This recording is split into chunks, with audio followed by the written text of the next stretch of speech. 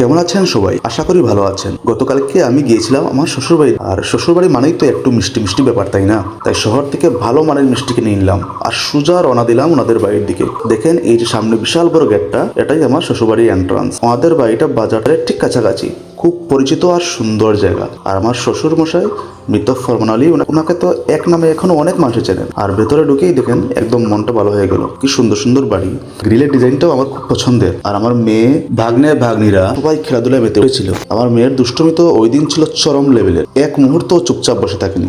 বাড়ির পিছনের দিকে গিয়েছিলাম, পুরো জায়গাটা ওনাদের একদম প্রাকৃতিক সৌন্দর্যে ভরপুর আর কি।